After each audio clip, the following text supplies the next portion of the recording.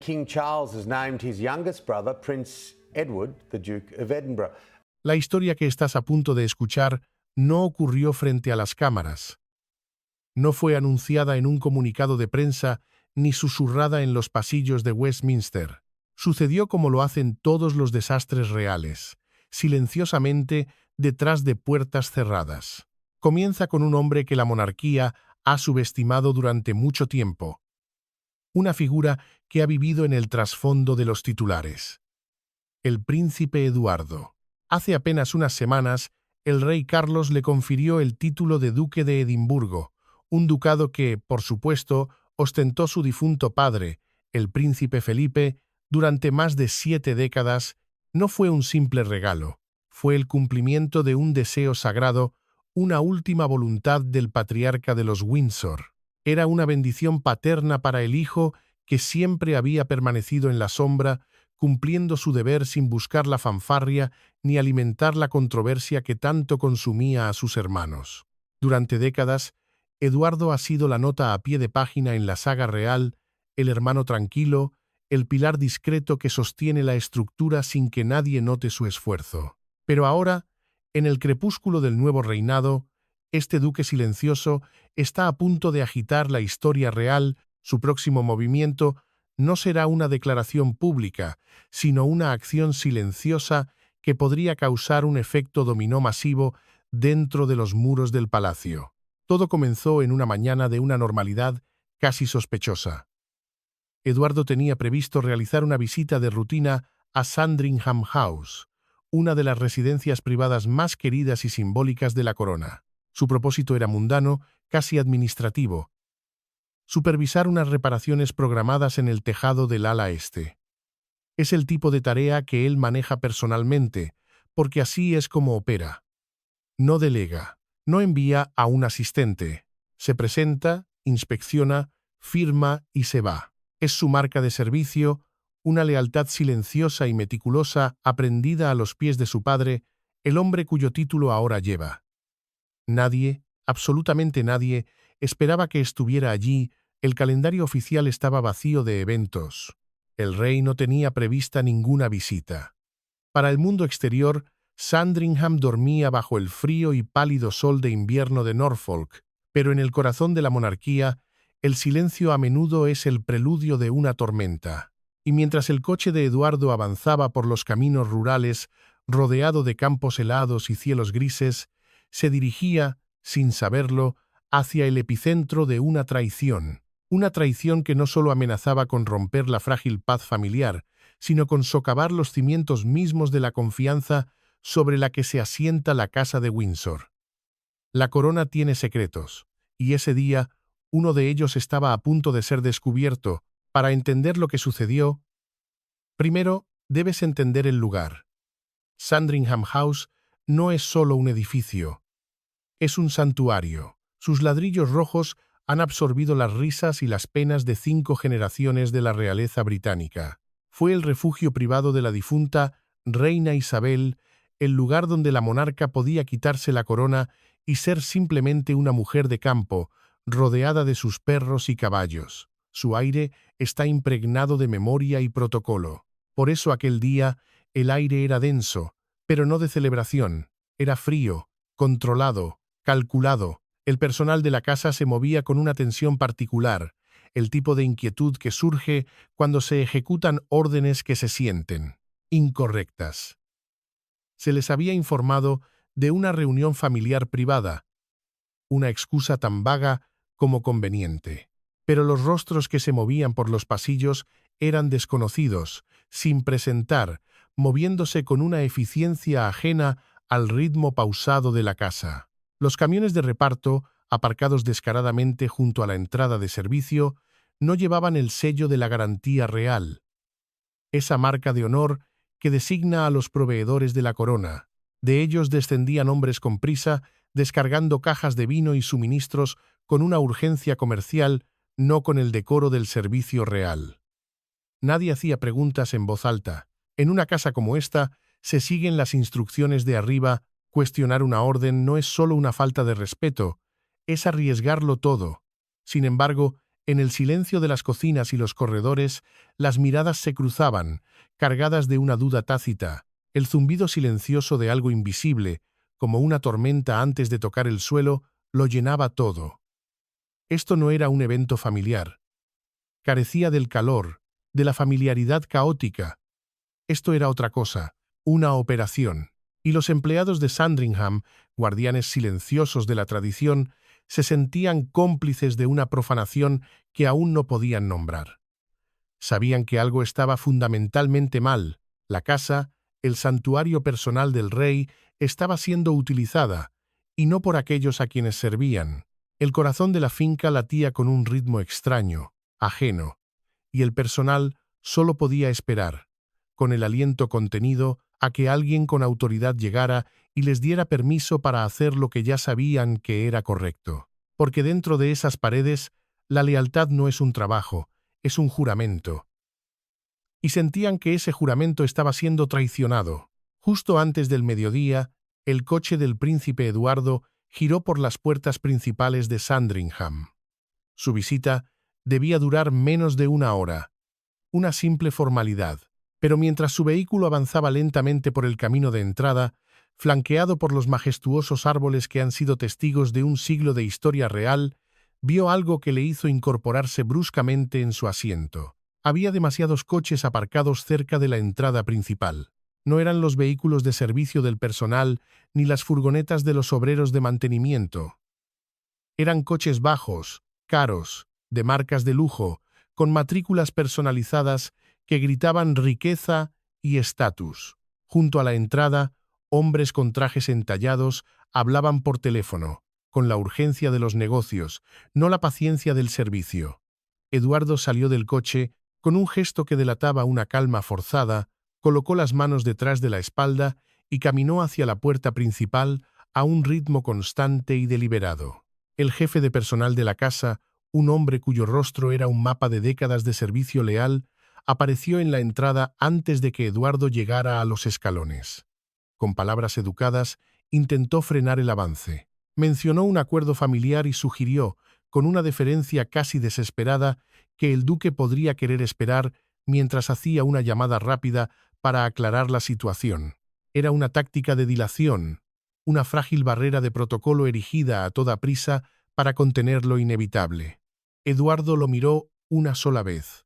No dijo una palabra, pero en esa mirada estaba el peso de su linaje, la autoridad innata de un príncipe de sangre, hermano del rey. El hombre, comprendiendo la absoluta futilidad de su intento, se hizo a un lado en silencio, con la cabeza ligeramente inclinada. Dentro del vestíbulo de entrada, el olor a comida era abrumador, una mezcla de especias exóticas y vino caro que no pertenecía a esos muros. Se oían voces procedentes del salón privado del rey y entre esas voces, risas.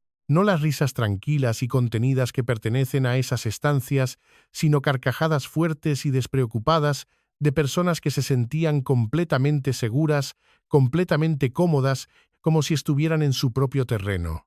Eduardo avanzó por el pasillo, no se apresuró.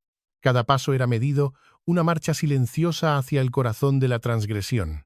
El duque silencioso, el hombre que siempre había evitado el conflicto, estaba a punto de entrar en una habitación donde la confianza había sido rota, y sabía, con una certeza helada, que no podría marcharse hasta que el orden fuera restaurado.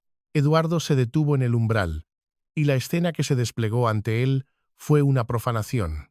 El salón privado del rey, un espacio íntimo lleno de historia personal y reliquias invaluables, había sido transformado en un restaurante de lujo improvisado. Copas de vino con manchas de carmín estaban posadas directamente sobre las mesas auxiliares antiguas, sin posavasos, en superficies de madera de más de 200 años de antigüedad que habían sentido el tacto de reyes y reinas.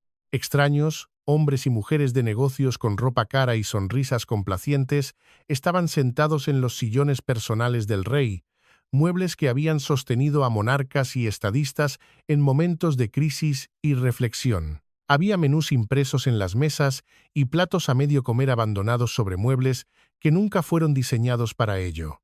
Era un acto de sacrilegio comercial, una violación del protocolo de la corona. Cada detalle era una ofensa, no solo a la propiedad, sino a la historia misma, a la sagrada memoria del lugar. Y de pie, justo en el centro de la sala, sosteniendo una copa de vino tinto y hablando con un grupo de empresarios, estaba Tom Parker Bowles, el hijo de la reina Camila.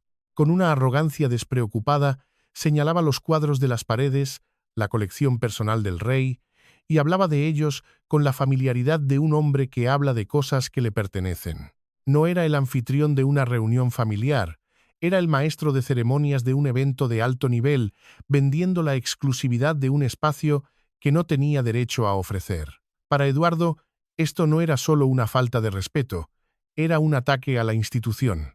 Era la comercialización del alma de la monarquía, la venta de acceso a sus espacios más sagrados.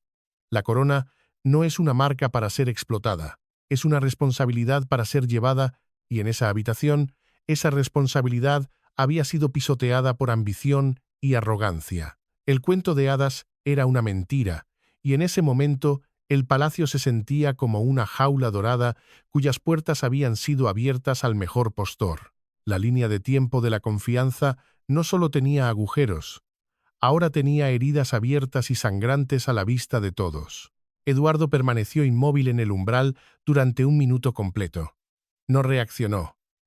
Observó. Contó a los invitados. Evaluó el estado de la habitación. Cada copa de vino fuera de lugar, cada mancha en la tapicería centenaria. Su silencio era más pesado que cualquier grito. Era el silencio clínico de un juez evaluando la escena de un crimen. Entonces, en medio de las risas, Tom Parker Bowles levantó la vista y lo vio. La sonrisa se borró de su rostro al instante, reemplazada por una palidez de pánico, la recuperó rápidamente, una máscara de cordialidad forzada, y cruzó la habitación con la mano extendida y la voz impostada en su tono más amable. «Tío Eduardo, qué sorpresa verte por aquí». Eduardo no aceptó la mano. La dejó suspendida en el aire, un gesto de rechazo tan potente como una bofetada. Miró lentamente alrededor de la sala una vez más, asegurándose de que cada invitado sintiera el peso de su desaprobación, y luego fijó sus ojos en Tom. Su voz, cuando habló, era tan baja y nivelada que los invitados más cercanos dejaron de hablar para escucharla, creando un repentino vacío de silencio en la sala. «Explícame», dijo, con una calma glacial, «¿por qué hay extraños sentados en la casa de su majestad?» La pregunta no era una petición de información, era una orden, una demanda de rendición de cuentas. Tom intentó gestionar la situación, balbuceando que su madre, la reina, había dado su aprobación, que era solo un pequeño almuerzo para unos pocos conocidos. Pero sus palabras sonaban huecas, desesperadas, en la atmósfera helada que Eduardo había creado. El poder en esa sala había cambiado de manos. Ya no pertenecía al hombre que vendía la experiencia, sino al príncipe de sangre que había llegado para defender el honor de su rey. La deferencia de Tom, forzada y nerviosa, era una admisión tácita de culpa. Había sido sorprendido, y ambos hombres en esa habitación sabían que no había forma de deshacer lo que se había hecho. El juego había terminado. Ahora solo quedaban las consecuencias, y por la expresión en el rostro del duque de Edimburgo, iban a ser severas. Mientras Tom hablaba, intentando minimizar la situación con excusas cada vez más débiles, la mirada de Eduardo ya se había desviado hacia una mesa cercana. Allí, bajo la base de una botella de vino a medio vaciar, había un documento impreso, casualmente olvidado. Se acercó con una calma deliberada, lo recogió y lo leyó. No era un menú. Era una lista de precios, un documento secreto que lo cambiaba todo. 5.000 libras por persona, 12 invitados en la sala. Con un cálculo rápido y frío, la cifra se materializó. 60.000 libras recaudadas en una sola tarde en la casa privada del rey, comercializadas bajo el nombre de la consultoría gastronómica de Tom Parker Bowles. Los números eran fríos, clínicos y condenatorios. Este no era un pequeño almuerzo familiar, era un negocio lucrativo, una empresa calculada, sin autorización del palacio, sin trámites legales, sin el permiso explícito del rey y, lo más importante, sin registro del evento en ninguna oficina de la Casa Real. Era una operación clandestina, ejecutada con la arrogante presunción de que nadie se daría cuenta. La revelación de que se podía poner un precio a la intimidad del monarca, de que su santuario podía alquilarse como un salón de eventos, era una brecha de protocolo tan grave que bordeaba la traición. La monarquía, para sobrevivir, se basa en una mística de inaccesibilidad, en la idea de que hay lugares y personas que están por encima del comercio. Vender esa mística por dinero en efectivo era vaciarla de todo su significado, convertirla en un producto más. Eduardo sostuvo el papel en su mano. Era la prueba irrefutable, la verdad escrita en tinta y papel. Ya no se trataba de una indiscreción familiar o un error de juicio. Se había cruzado una línea. Esto era una ofensa contra la corona, un acto que requería una respuesta no de un tío indulgente, sino de un consejero de Estado, de un defensor del trono, y mientras sostenía esa prueba, sabía que el día estaba lejos de terminar. Lo que encontrara en el resto de la casa podría hacer que esta situación, ya de por sí desastrosa, fuera mucho, mucho peor. Con la lista de precios en la mano como si fuera una sentencia, Eduardo se dirigió a los invitados. Su voz era tranquila, clara, desprovista de ira pero cargada con una autoridad inquebrantable que resonó en el repentino silencio. Damas y caballeros, este evento ha concluido. No fue una sugerencia, fue una orden. No hubo debate. Nadie protestó. El personal de la casa, que había estado observando desde la periferia con una angustia contenida, se movió con un alivio inmediato y visible. Era la liberación que se siente cuando alguien con verdadera autoridad finalmente llega y te da permiso para hacer lo que ya sabías que era correcto, restaurando el orden natural de las cosas.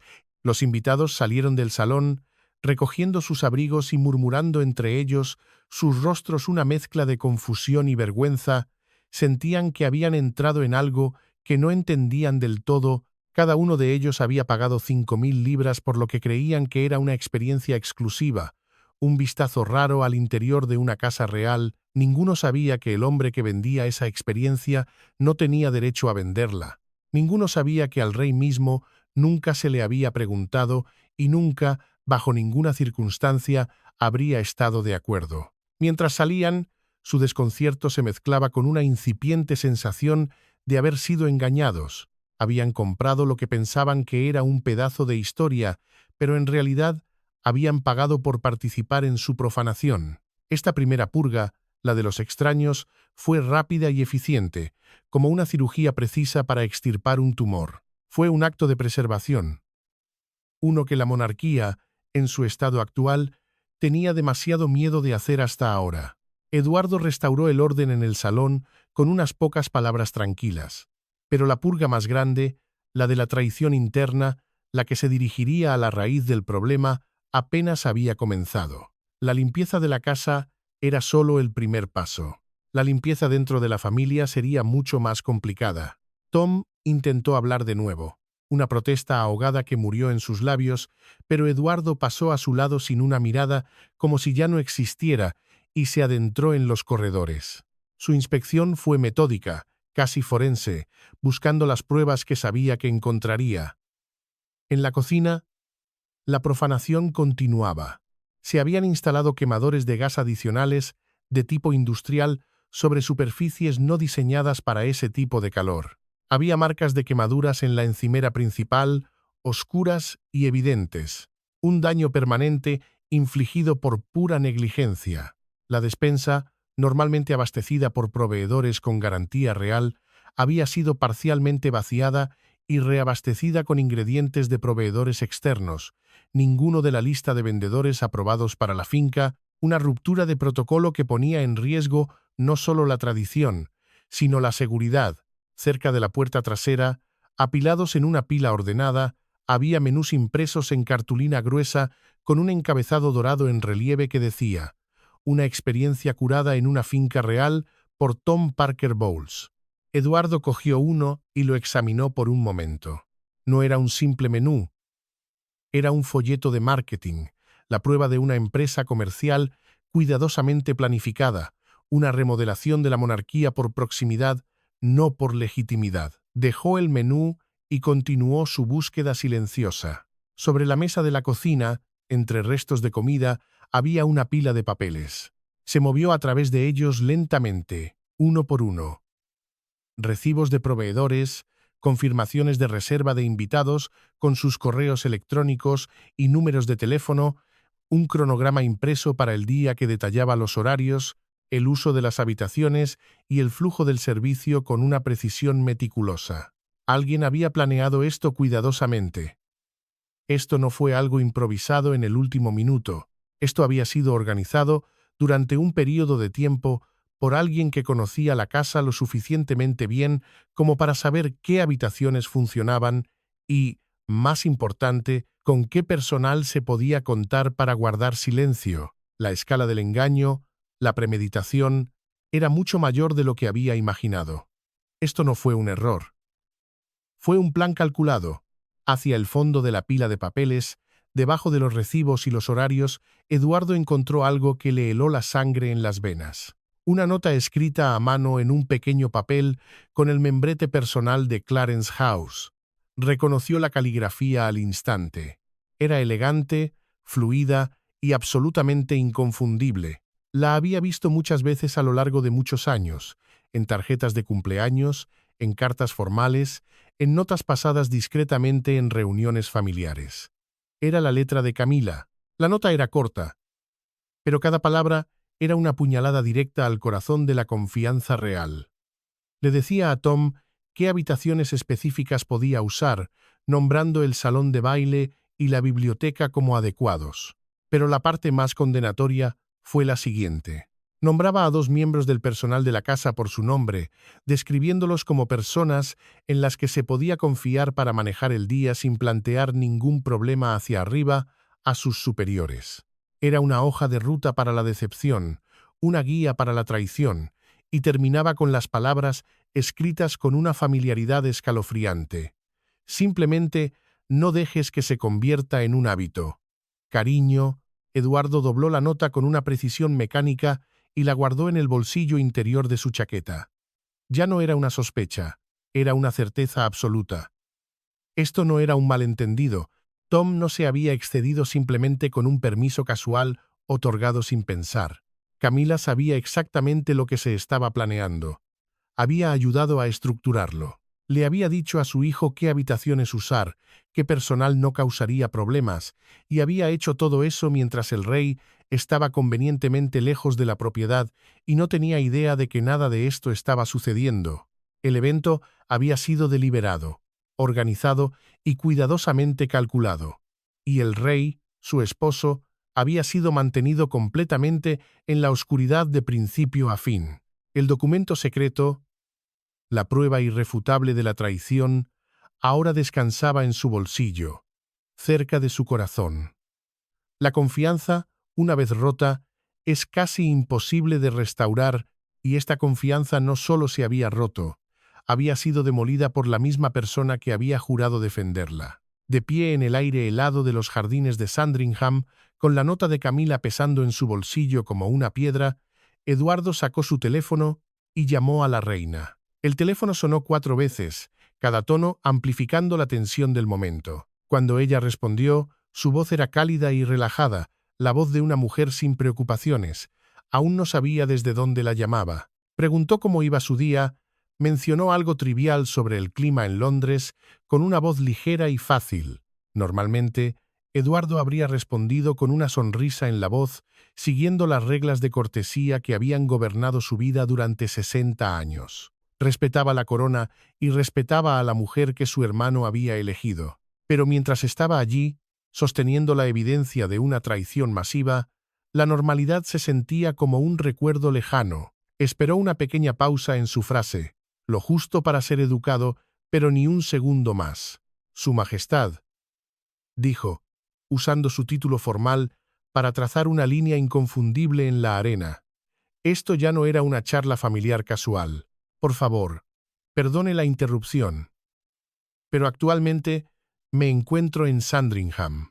Me encuentro en una posición muy difícil y necesito que me diga exactamente qué sabía sobre lo que Tom estaba haciendo aquí hoy.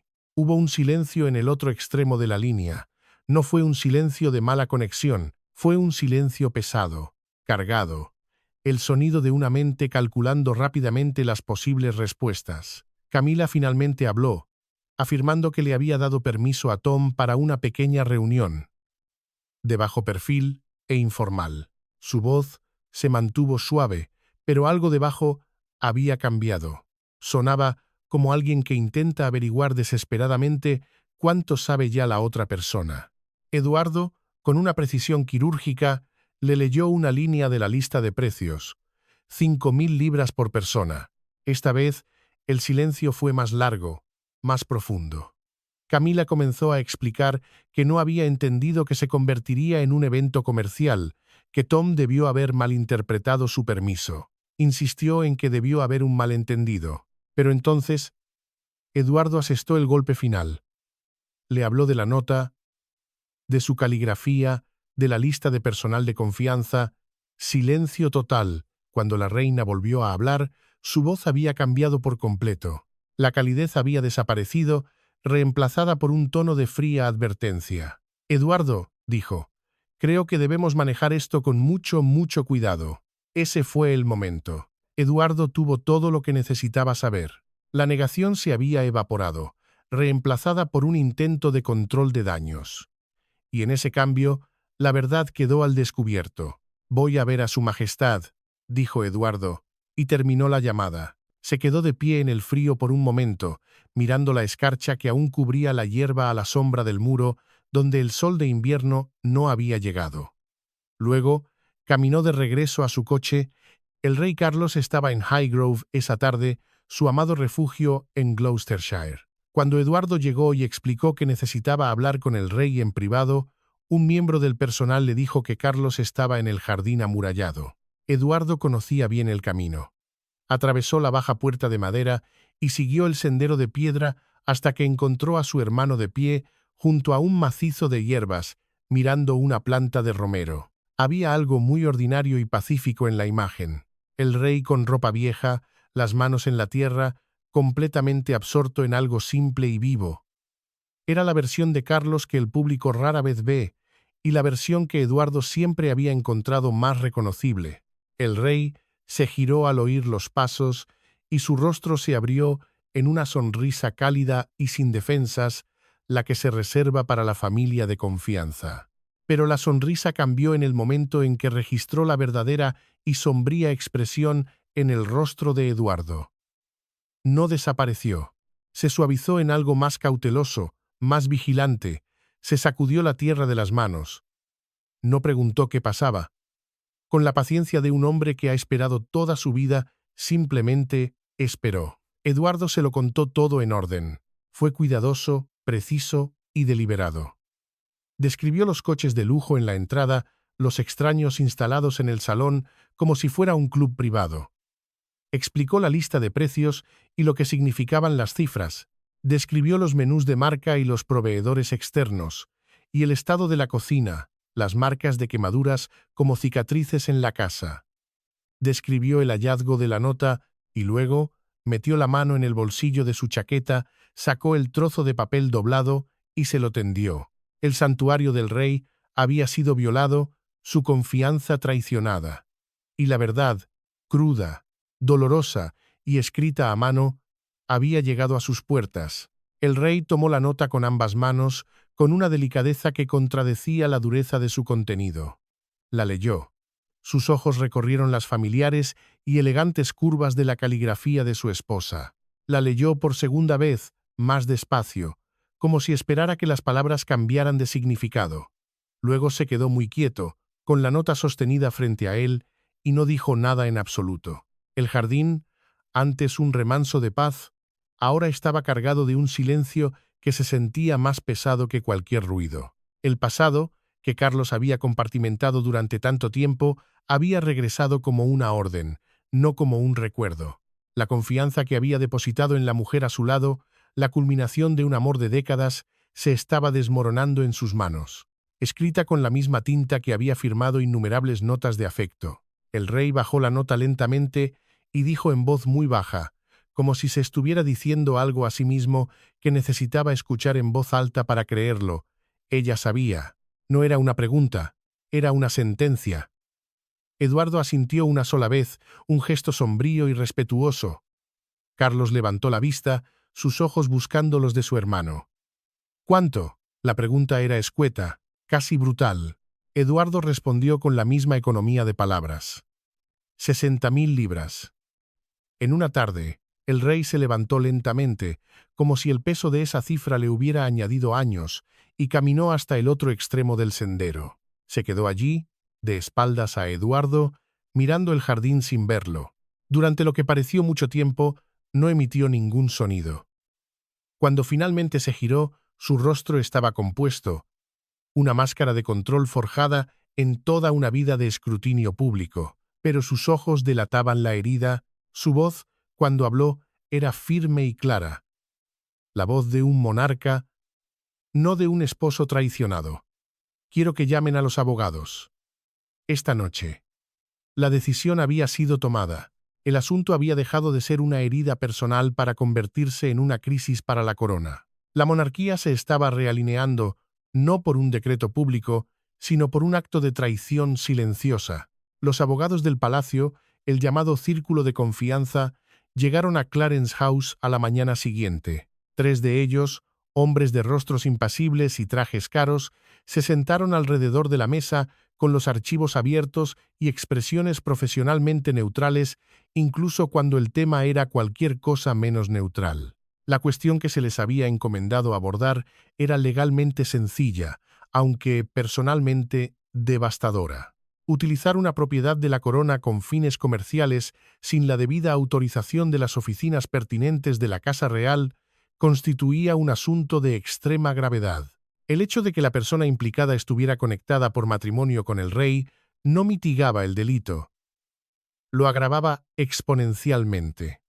Se habían utilizado frases como uso no autorizado y tergiversación material. Uno de ellos, el más veterano, pronunció la palabra fraude en voz baja, y la palabra quedó suspendida en el aire, pesada y ominosa. Pero el elemento que lo complicaba todo, el que transformaba una ofensa en una crisis dinástica, era la implicación de la reina Camila. La nota escrita a mano, ahora protegida en una funda de plástico transparente como si fuera una reliquia maldita, la situaba claramente en la categoría de asistencia material. Ella no había sido una espectadora pasiva, había sido una planificadora, una cómplice. Uno de los abogados colocó la nota en el centro de la mesa y declaró con una solemnidad escalofriante que, si el asunto salía alguna vez de la familia, esa nota sería la prueba central, la pieza que podría derribar a una reina. Todos en la sala entendieron lo que eso significaba. La recomendación fue unánime: resolverlo todo internamente. Un caso público causaría un daño a la corona que sobreviviría a cualquier resultado legal. Se activó el protocolo de contención, el código no escrito también conocido como Protocolo Windsor, proteger la institución por encima de todo a cualquier costo. El rey estuvo de acuerdo. Pero mantenerlo interno no significaba dejarlo pasar sin consecuencias. La monarquía ha sido protegida, pero su paz ha sido rota, y en el silencio que sigue, una verdad persiste. No todas las heridas están destinadas a sanar. Algunas, simplemente, se ocultan mejor. 3 días después, se convocó una cena familiar en el castillo de Windsor. No era una celebración, era un tribunal. Nadie llegó tarde. Todos entendieron la gravedad de la noche. La atmósfera era gélida. Las conversaciones forzadas se extinguían antes de llegar a ninguna parte. Camila mantenía su compostura superficial, una máscara de serenidad perfeccionada durante décadas, pero cualquiera que la conociera bien podía ver que le costaba más de lo habitual. Tom, por su parte, mantenía la atención fija en su plato, sus contribuciones a la conversación breves y cuidadosamente medidas. Eduardo, el catalizador de esta crisis, observaba todo en silencio, Después de que se retirara la mesa y el personal se marchara, dejando a la familia sola con su fractura, el rey dictó su sentencia. Con una voz desprovista de emoción, anunció que Tom Parker Bowles quedaba formal e inmediatamente excluido de todas las propiedades de la corona y fincas reales privadas por un período mínimo de 5 años. Un exilio silencioso. Las 60.000 libras, el fruto de la traición, debían ser donadas a una de las fundaciones benéficas del rey, y Tom debía escribir cartas personales de disculpa a cada miembro del personal de Sandringham, aquellos a los que había puesto en una posición insostenible. Sobre Camila, su reina, el rey no dijo nada públicamente. Pero en los pasillos del poder, la acción fue tan clara como un decreto. Silenciosamente le retiró su autoridad informal sobre el uso y la programación de las fincas privadas. Todas las decisiones de ese tipo pasarían directamente y sin excepción por la oficina del rey.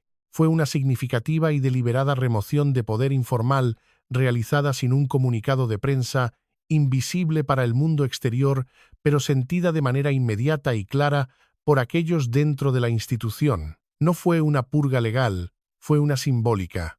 Y para la monarquía, el simbolismo siempre lo ha significado todo. La confianza debe ganarse, y una vez rota, la cicatriz, invisible pero profunda, permanece para siempre. La vida pública, con su desfile interminable de ceremonias y sonrisas, continuó sin interrupciones. Las cartas de disculpa, escritas en un tono de arrepentimiento cuidadosamente elaborado, se enviaron. La donación se confirmó a través de un discreto comunicado. Camila apareció en actos junto al rey, su rostro una máscara de serena dignidad, y desde fuera nada parecía diferente. Pero esa era la ilusión. La consecuencia real existía enteramente dentro de la estructura invisible de la institución, una herida que no sangraba, pero que tampoco sanaba. Pero antes de que terminara aquella tensa cena en Windsor, justo cuando todos empujaban sus sillas hacia atrás y se preparaban para abandonar la habitación cargada de palabras no dichas, el rey miró a través de la mesa directamente a Tom y dijo una última cosa. Su voz era completamente tranquila, desprovista de ira. No la levantó. No lo necesitaba. El peso de la corona estaba en cada sílaba. Las fincas no son activos para ser tomados prestados, dijo. Son una responsabilidad para ser llevada. Espero que ahora entiendas la diferencia. Nadie dijo nada. No había nada que añadir. Esas dos frases hicieron un trabajo más duradero que cualquier documento legal o castigo formal, porque no solo describieron lo que había sucedido, nombraron lo que se había perdido. Algunas cosas no tratan de dinero o marcos legales. Tratan de lo que le debes a las personas que confían en ti y si entiendes el peso de esa confianza antes de que alguien tenga que mostrártelo. El rey regresó a Highgrove, a su jardín, a su tierra. No diría nada públicamente sobre el asunto, nunca lo hace, pero un mensaje había sido enviado silenciosamente detrás de las puertas cerradas. La corona se había agrietado, y aunque los mejores hombres del rey la estaban reparando, todos dentro del palacio sabrían dónde buscar las finas líneas de la fractura, porque la historia al final no recuerda quién llevaba la corona, recuerda quién se la ganó. Entonces, ¿qué opinas? ¿Crees que el rey actuó correctamente al castigar a su familia en secreto y demuestra este incidente que la confianza dentro del palacio se ha roto para siempre? Comparte tus pensamientos en los comentarios a continuación. Nos encantaría leerlos. Gracias por ver Intrigas de la Corona. No olviden suscribirse a Intrigas de la Corona y activar las notificaciones para no perderse ninguna de nuestras revelaciones. Y hagan clic en el siguiente video que aparece en su pantalla para descubrir más secretos que el palacio no quiere que sepan.